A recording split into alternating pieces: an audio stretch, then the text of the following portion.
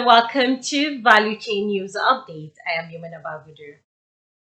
The former Minister of State for Petroleum Resources, Professor Ibe Kachuku, has said that the best form of palliative after the removal of fuel subsidy by the federal government is to make the refineries functional.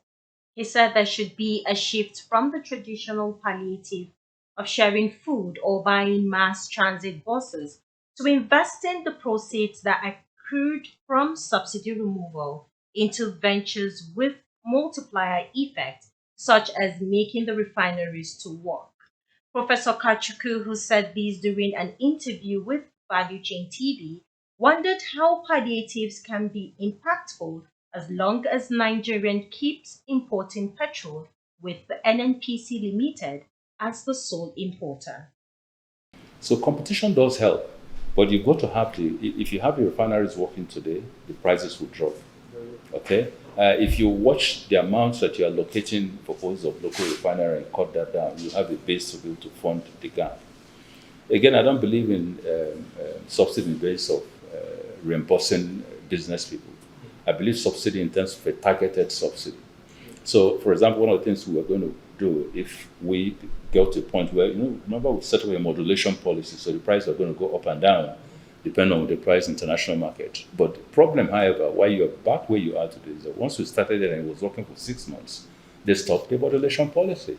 Managing partner of Pleasant and Company, an energy infrastructure advisory firm, Dr. Sunday Cashew, has said that the Local Content Development and Monitoring Board is doing a commendable job in growing local content in the Nigerian oil and gas industry.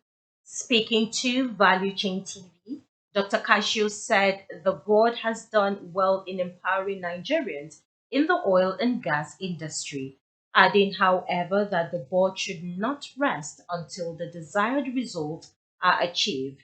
The SDLB is doing a fantastic job pushing to increase the participation of locals in the oil industry. Yes, it still depends on international inputs.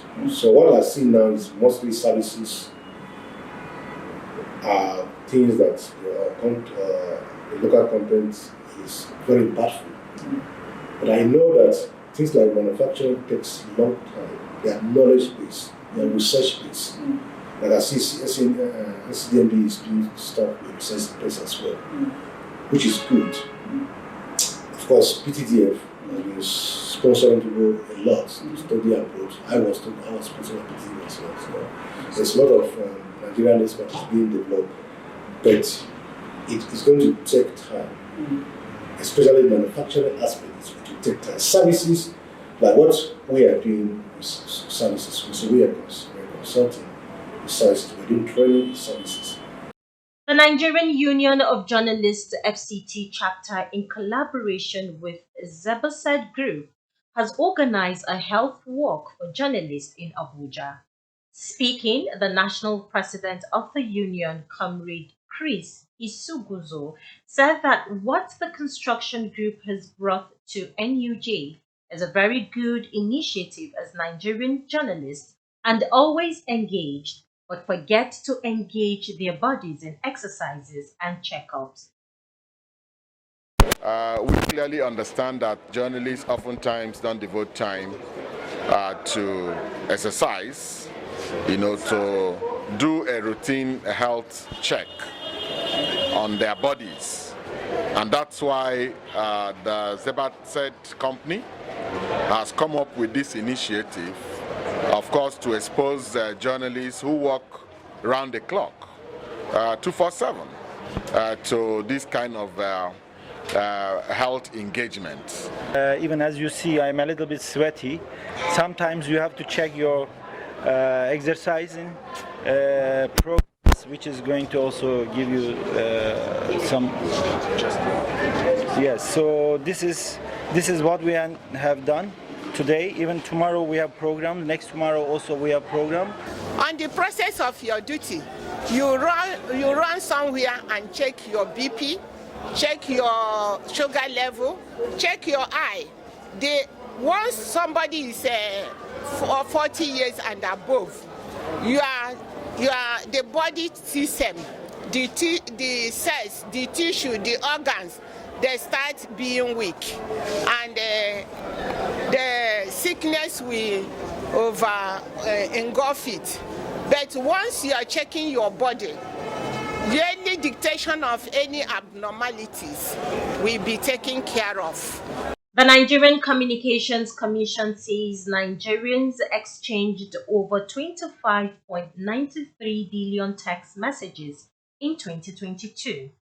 In a 2020 subscriber and network data annual report, the NCC said these represent 28.82% increase year on year.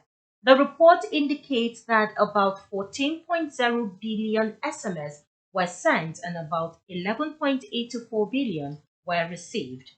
Value Chain Q asked some Nigerians what they prefer, calls or text messages. So text messages go a long way, that even when you don't want to read, when you see text, sometimes you just browse over it. I prefer calling. Why? Because while calling I can express myself, but texting I will not be able to type everything I feel like. I prefer text because it will save more. It will save my credits, because once if I have anything in mind, I'll just text it and send it. It's more better than call. Thanks for watching the Value Chain News Updates. I am Yumana Bagudu.